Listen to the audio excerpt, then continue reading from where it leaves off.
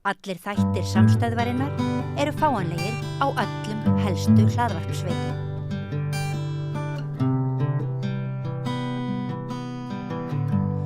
Já, komið sæl og velkomin aftur að Rauðaborðinu. Ég heiti María Lilja og hingað er komin á línuna. Hann er nú ekki hér við borðið sjálft. Guðmundur Auðunsson, svona heiðursfréttaritari samstöðurinnar í Englandi. Guðmundur, ertu þarna? Já, alltaf gott að vera komin á samstöðina. Já, takk og bara gott að sjá þig. Það er ýmislegt sem gengur á í breskum stjórnmálum þessa dagina. Peter Mandelson og Andrew Mountbatten handteknir og Keir Starmer er svona, það er svona, þetta skyggir óneitanlega á hans feril. Það er svona þrýstán úr ýmsum áttum. Að hreinlega bara segja af sér sá ég nú í morgun. Þú fylgist væntanlega með þessu. Ég ímynda mér að breskt samfélag sé svona standa á öndinni. Jú, það er mikið, það er varla rætt mikið annað. Það er svona tvennt sem er mest áberandi í umræðunni núna. Það er annars vegar tengsli framamanna í Bretlandi við Jeffrey Epstein og sem hafa komið fram í Epstein-skjölunum.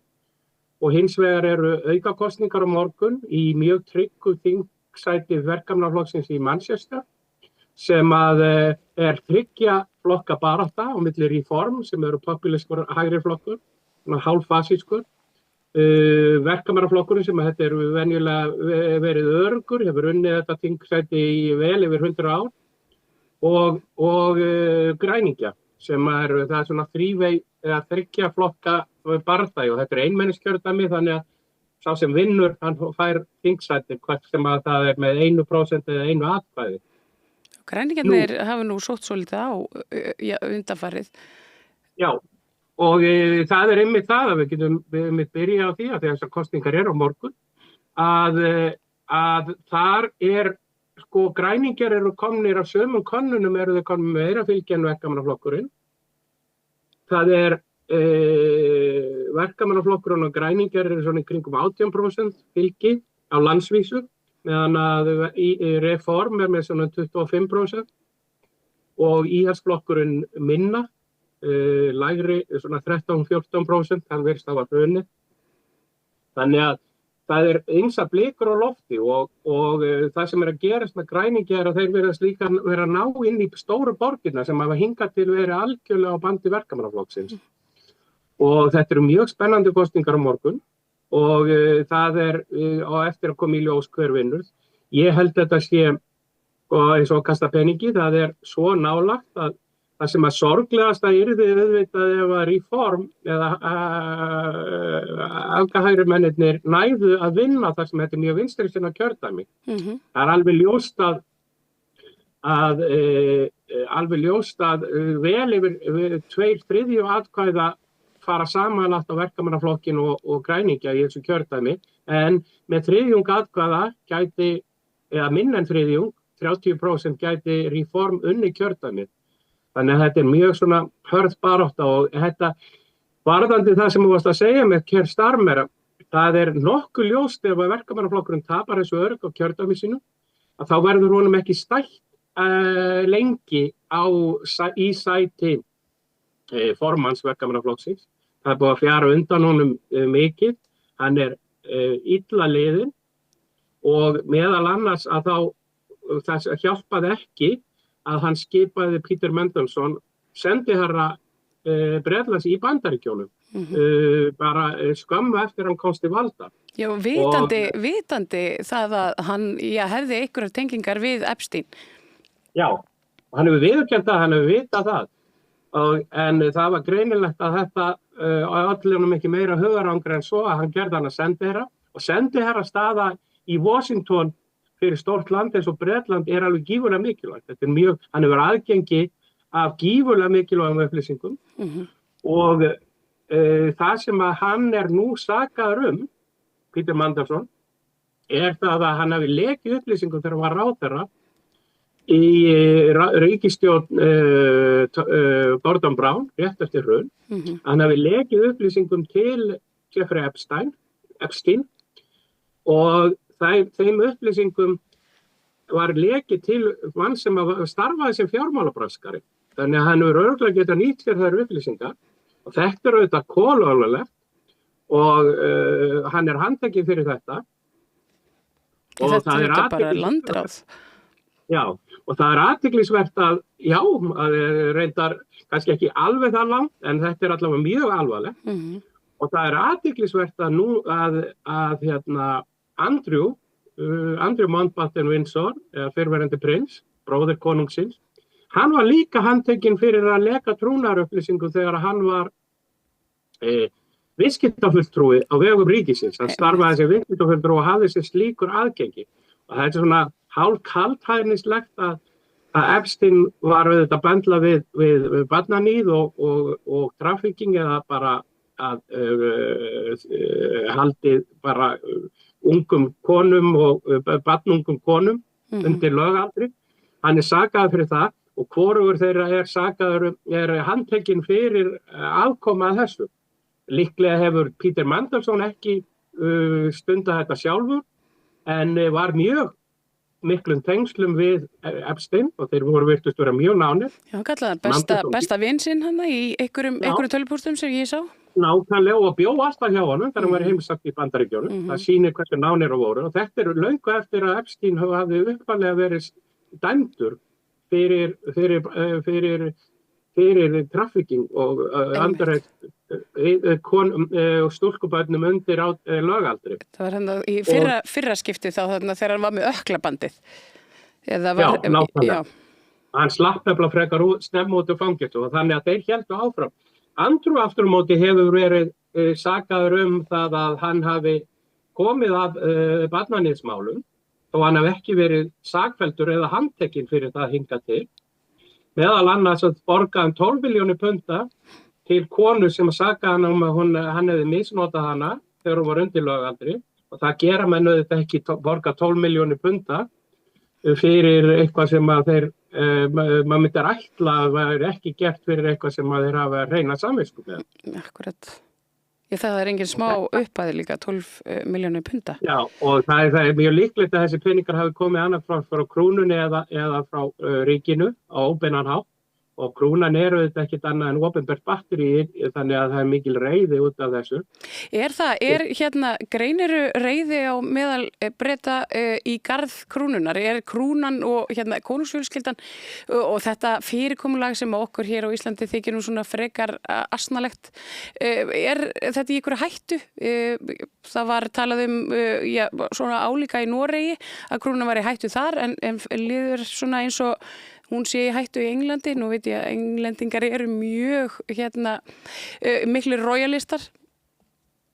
Jú, sko, það alltaf, krúnan hefur ekki verið eins mikill hættu síðan að prinsessa dó 1997.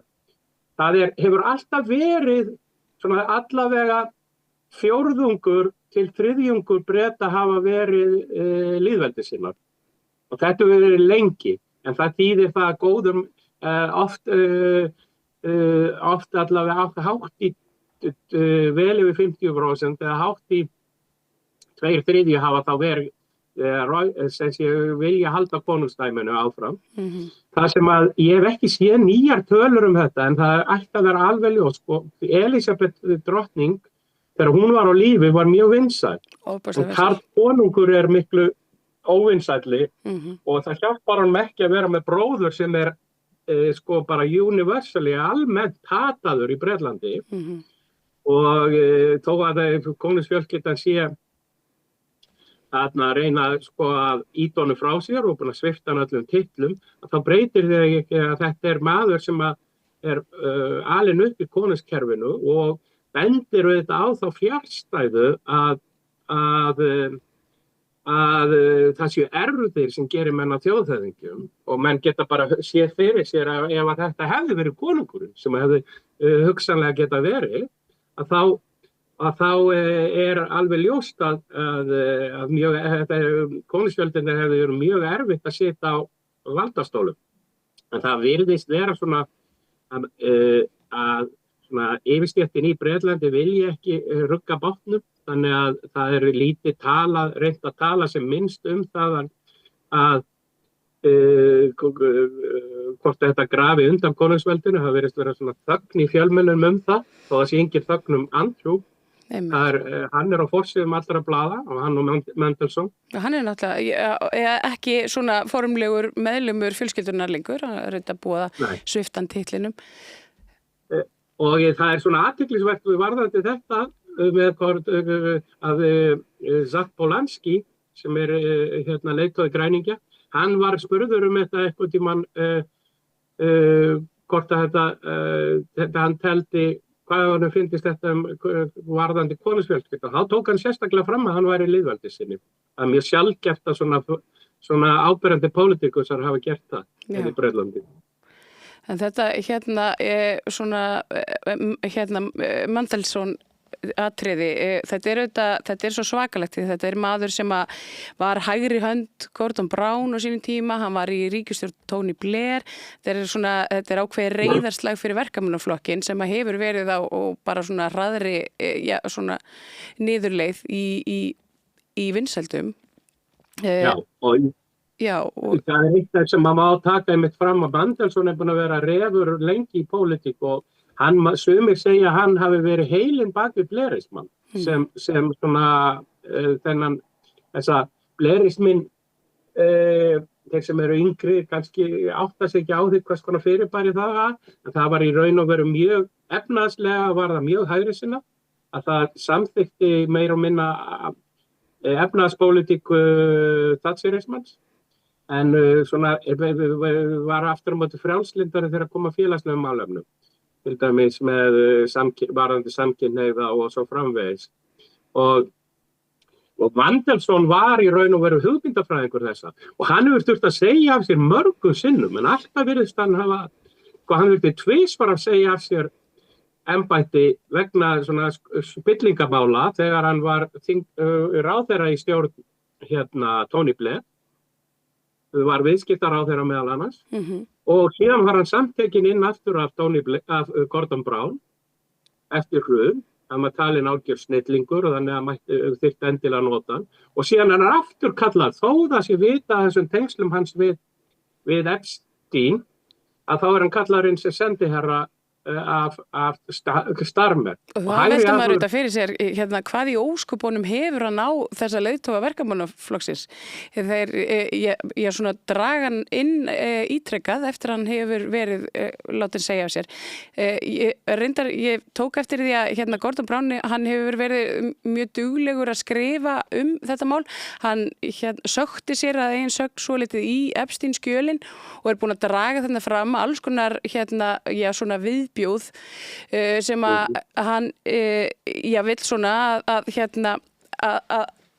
verði tekin ábyrgð á, að Mendelssohn taki ábyrgð á og þetta þar talað að þarna sé Gordon Brown að hefna sín. Hvað getur útskýrt það aðeins fyrir okkur? Já, mér finnst ekki ólíklegt að Mendelssohn var mjög náinn Tony Blair. Og hann í raun og veru, það má mörguleyti segja frekar en að Mendelssohn sé svona prototí eða lærlingur Tony Blair, að þá segja með sumir að þetta hafi verið öfugt. Það að segja að Tony Blair hafi verið lærlingur Mendelssohn. Gordon Brown og Tony Blair voru ekki mjög miklu vinir og þeir komu svona, Gordon Brown var talinn aðeins svona kannski aðeins lengra kannski vinstra megin við miðjuna meðan að Tony Blair var klárlega hægra megin við miðjuna og það líklegt án þess að ég geti fullyrt það að Gordon Brown finnist honum svo gersamlega svikinn og það hefur örugglega verið það að einhver pressa sett á hann eftir hrunið að það væri svo staðan svo alvarlega að það þyrfti bara allar hendur alla upp á dekk og að best væri að fá svona snilling eins og Mendelssohn inn og til að reista upp í málunum. Það voru einhverjar svona átölur það að í Epstein skjölunum þá talar hann mjög illa Gordon Brown. Hann segir að sé vond lykt af honum og segir að sé heimskur og svona að grínast svona og gerir svona svolítið svona ljótt grín af honum. og mér þótti það allavega svona... Hann er mjög hrókafullur og hefur alltaf verið Einmitt. Og telur sig vera algjöran snilling og má segja hann hefur allavega narsíska tendensa og þannig að þetta kemur ekkert óvart að hvernig hann hefur farið og hann hefur álitið sko eins og ég segi, hann hugsaði ekki mikið taldi ekki Brown vera merkilegan pappír. Nei. Og Brown núna eins og þú segir að hann hellir sér út í þessu meðan að Starmer og Tony Blair þegja bara. Vegna þess að þeir vita upp á, ég veit ekki hvort þeir vita upp á sér skömmina. Starmer allavega segir að hann hafi verið blekktur. Þó að það erfitt að sjá hvernig hann var blekktur vegna þess að þetta var mest allt upp á borðu áður en að hann var skipaður sendiherra í Washington. Já, og svo þetta svona það sem kallað vetting process í breskum stjórnmálum þar sem þú þarft auðvitað að þú þarft að kanna bakgrunn fólks og sem sko Keir Starmer forsætisráðherra Bretlands hafa mjög auðvelt að kalla eftir gögnum á milli landa þegar maður ræður einhvern í svona stöðu þannig að það einhvern veginn kannski Keir Starmer segir lítið einfaldlega vegna þess að eins og þú segir hann getur það ekki, hann veit upp á sér skömmina. Já, nákvæmlega og það sem athugavert að þessi vetting að það eru leyniþjónustur sem gera þetta og það hefur alltaf verið mikil tengsla milli leyniþjónustu Bandaríkjanna og Bretlands og það segir mér enginn að leyniþjónustan hefur ekki verið með upplýsingarnar sem voru birtar þegar Epstein-skjölin voru gerðu opinber. Þeir voru með þessar upplýsingar og þeir hefðu sagt að það þeirra starf að segja forsætisráðherranum frá þessu en hann var skipaði samt. Sko, það sem mér þótti svolítið áhugavert og það sem ég sakna svolítið í umræðinni mitt í kringum Peter Mandelson að Evrópusambandið bregðist við með einhverjum hætti en hann var svona trade commissioner, ég veit nú ekki hvað íslenska heitið yfir það fyrir Evrópusambandið og frá árinu 2008 og eitthvað til 2010 að mig minnir. Þetta auðvitað bara á þessum sama tíma og það mikið af þessu í gangi og ég meina fyrstu málin gegn Epstein þau eru svona koma upp á yfirborðið. Já. Og einmitt eins og ég segjum með svona vetting process það sem það þarf auðvitað alltaf að skoða fulltrúa og maður hefði nú haldið að Evrópusambandið myndi vera með sko sína viðskiptamenn svolítið svona hvað ég var að segja með svona hreinan og sléttan og góðan bakgrunn hefðu bara svona flaggaðan rauðan hann á einhverjum tímapunkti en það virðist ekki að vera gert en það hefur engin brugðist við þessu. Nei, þetta eins og þið segja, það vill helst enginn tala þetta. Eins og þú segir, sko, ef við skoðum þetta mál bara sko lagalega, til dæmis sem gegn Mandelson núna, að þá hafði hann trúnaðar aðgengi að upplýsingum bæði í Evrópusambandinu og í breska kerfinu og hann lekur þessu til fjármálabraskara. Já. Þetta auðvitað stór alvarlegt mál, þetta bara spilling. Á sama tíma Epstein að borga eiginmanni Mandelson stórar upphæðir, þannig að þetta bara hrein og klár spilling. Og það segir mér enginn að þetta hafi verið að menn hafi ekki allavega fundið lyktin af þessu. Einmitt. Það annað mál sem var svolítið stórt en kannski ekki alveg jafn stórt og maður hefði ætlað en það kannski bara af nægu að taka. Palestine Action, þessi aktivistasamtök sem voru af ríkisstjórn Keir Starmer gerðað yfirlýst hryðjuverkasamtökum fulltrúar þeirra voru fangelsaðir og allir þeir sem lýstu yfir stuðningi við samtökin voru handjárnaðir og yfirheyrðir og fengu á sig eitthvað svona kæru styðja hryðjuverk. Það barst dómur þessari ákvörðun var snúið við og hver þá staða núna? Fengu bara allir að ganga út úr fangelsunum og ekkert meira mál eða á að áfrýja þessu eða hvernig horfir þetta við þér? Sko, ríkisstjórnin segist alltaf áfrýja þessu, þó að það sé mikil pressa á hérna, innan verkamannaflokksins sé mikil pressa á ríkisstjórnin að áfrýja þessu ekki. Flestir þeir sem voru í fangelsi, meðal annars aðrir sem voru svona tengdir Palestine Action, þeir voru sýknaðir í dómi skemmdarverk og það athyglisvert í þessu að sko, það ekki að vera hægt að lýsa hryðjuverkasamtök sem ógna ekki lífi og limum almennings.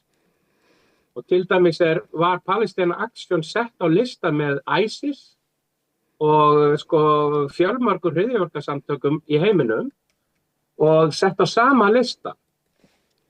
Og það sem að gerir það að verkum það að þá orðið ólöglegt að vegna þess að á þessum lista, þá orðið ólöglegt að styðja þessi samtök og þá þetta handtaka fólk við sem lýsir yfir stuðningi við það.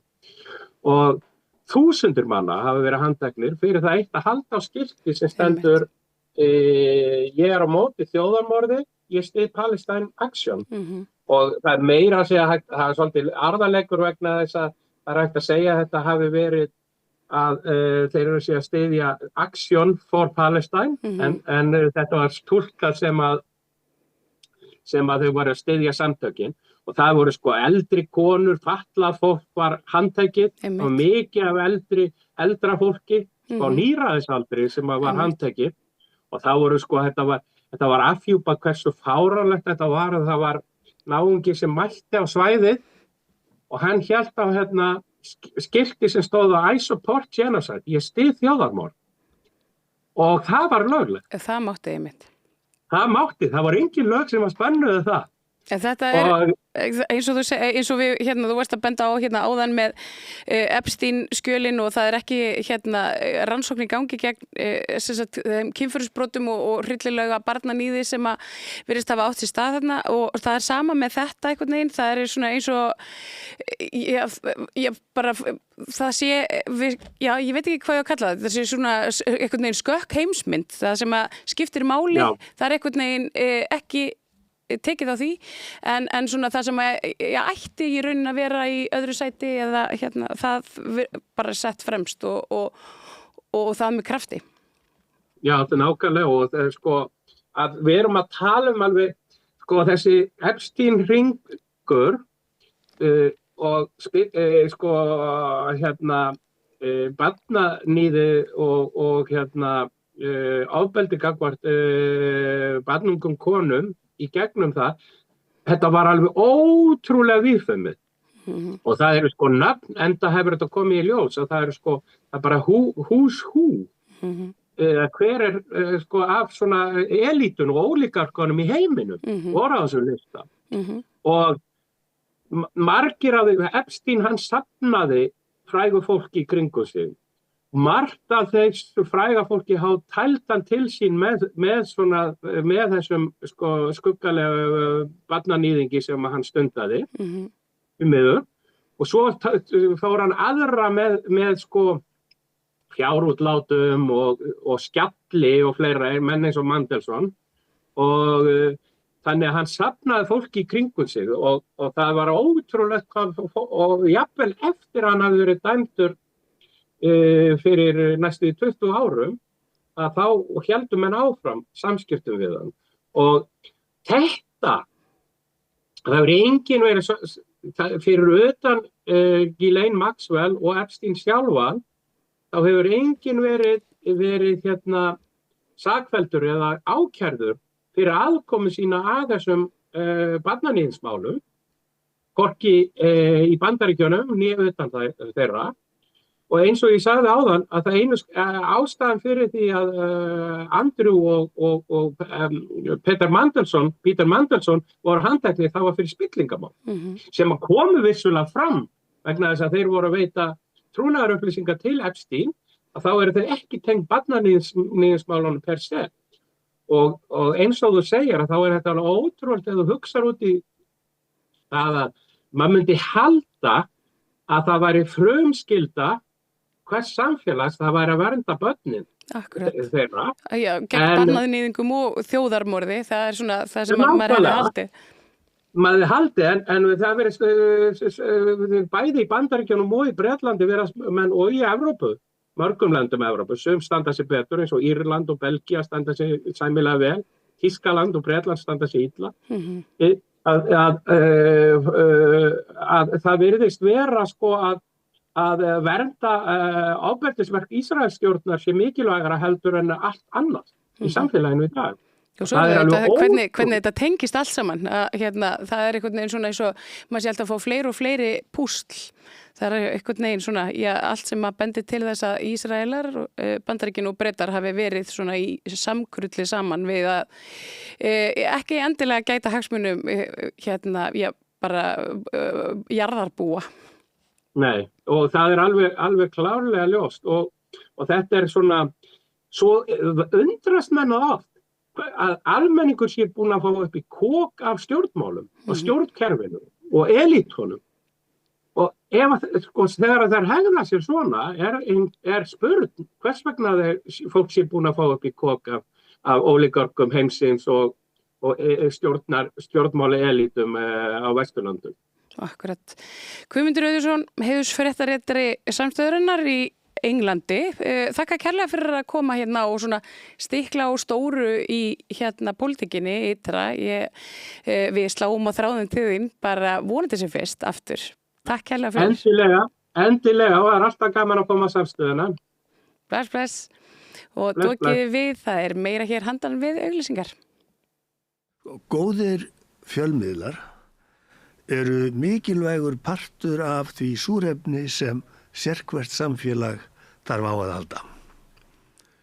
En góðir fjölmiðlar þeir þurfa ekki endilega að vera hlutlausir, en þeir verða að vera sjálfstæðir.